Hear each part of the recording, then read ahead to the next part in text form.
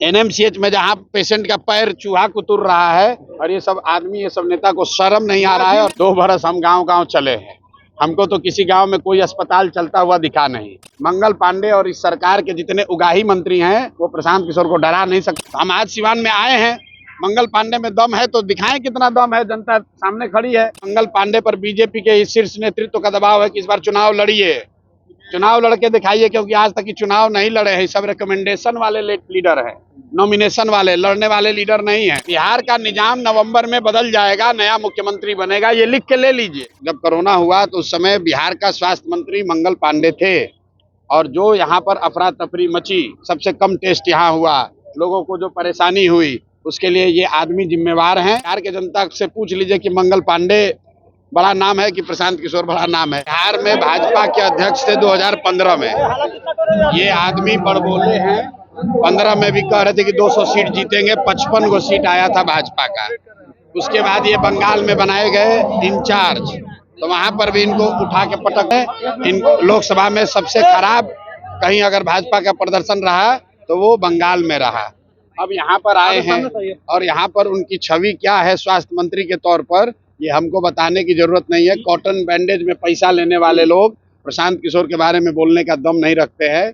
और ये आदमी कोरोना के टाइम में, जो मैंने कल कहा कि जब कोरोना हुआ तो उस समय बिहार का स्वास्थ्य मंत्री मंगल पांडे थे और जो यहाँ पर अफरा तफरी मची, जो सबसे कम टेस्ट यहाँ हुआ, लोगों को जो परेशानी हुई, उसके लिए ये आदमी जिम्मेवार हैं, कुछ हद तक जिम्मेवार हैं। और ये किस मुंह से बात करेंगे? अभी कल परसों तो आप ही लोग न्यूज चलाए हैं कि ये वो स्वास्थ्य मंत्री हैं एनएमसीएच में जहां पेशेंट का पैर चूहा कुतुर रहा है और ये सब आदमी, ये सब नेता को शर्म नहीं आ रहा है। और फिर भी पर इलाज भी हुआ कंपाउंडर के द्वारा। अरे भाई, मंगल पांडे इसी के लिए जाने जाते हैं, खाली मुंह बड़ा है, बड़बोले व्यक्ति हैं, ना राजनीतिक तौर पर कुछ कर पाए जीवन में, ना प्रशासनिक तौर पर कुछ कर पाए हैं। दम हो तो इस बार पहले बीजेपी वाला दबाव बनाए हैं, आपको बता देते हैं, खुलासा कर देते हैं। इतना इनका हालत खराब है कि मंगल पांडे पर बीजेपी के शीर्ष नेतृत्व का दबाव है कि इस बार चुनाव लड़िए,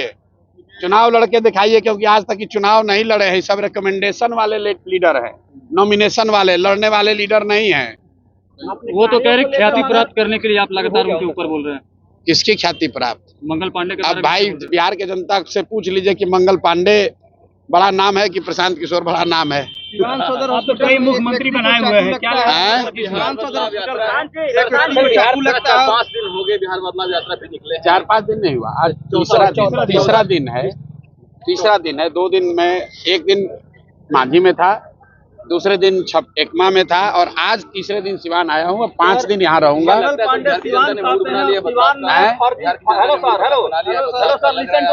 देखिए, मैं इस यात्रा से पहले भी कह चुका हूं कि बिहार में 60% से ज्यादा जनता बदलाव चाहती है, चाहे वो किसी जाति का हो, किसी धर्म का हो, किसी दल का हो। बदलाव सब चाहते हैं, सब चाहते हैं कि बिहार में व्यवस्था बदले।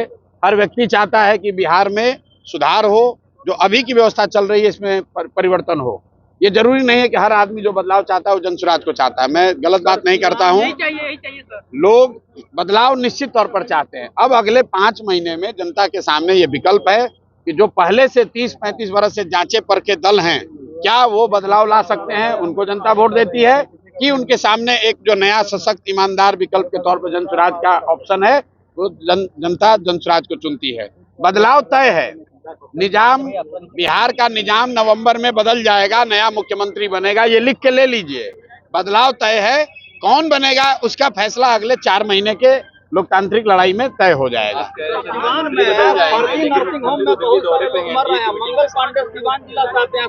भाई देखिए, फिर आप मंगल पांडे, हम सिवान में घुसे हैं, सिवान में भाजपा के लोगों से जाकर बात कर लीजिए, जो लोग राजनीति करते हैं।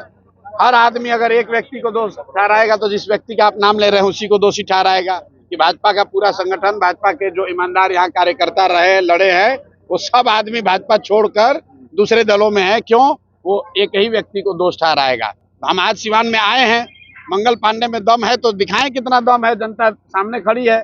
हमको इस मंगल पांडे जैसे से डरते थोड़ी ना है। तेजस्वी को चैलेंज कर रहे हैं, तेजस्वी मंगल पांडे को चैलेंज कर रहे हैं कि मेरे शासनकाल में मेडिकल का विकास ज्यादा हुआ था, मंच पे बुला रहे हैं। आप भी मंच पे भाई बोलेंगे? ऐसा है कि मेडिकल का विकास कितना हुआ है सबसे पहले तो बिहार की जनता से पूछ लीजिए। 2 बरस हम गांव-गांव चले हैं, हमको तो किसी गांव में कोई अस्पताल चलता हुआ दिखा नहीं। स्वास्थ्य मंत्री चाहे तेजस्वी जी के भाई तेज प्रताप हों या मंगल पांडे हों, पिछले 10 बरस से यही लोग स्वास्थ्य की व्यवस्था के लिए जिम्मेवार हैं।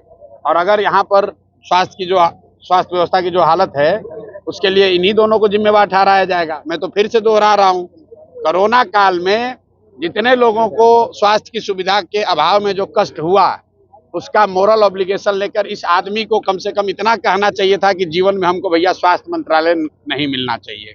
लेकिन ये आदमी फिर से स्वास्थ्य मंत्रालय लेकर उसमें घूस लेना, भ्रष्टाचार करना, घर घर की बात है, सब आदमी जानता है। अब ये बयान देंगे तो कल कहेगा कि लीगल नोटिस भेजेंगे। तो आपको ये भी बता देते हैं, और मंत्री हमको बोला था कि हम लीगल नोटिस भेजेंगे, अनलीगल नोटिस भेजा, उसके बाद के आगे बढ़ने का हिम्मत नहीं है। प्रशांत किशोर राजद नहीं है, राजद के नेता नहीं, हम बालू और शराब का धंधा नहीं करते हैं, चोरी नहीं करते हैं, किसी पद पर नहीं है, सरस्वती की कृपा है, अपना कमाते हैं, अपना खाते हैं। मंगल पांडे और इस सरकार के जितने उगाही मंत्री हैं वो प्रशांत किशोर को डरा नहीं सकते हैं। जो दिन में जो मन हो कह ले। प्रशांत किशोर जिंदाबाद।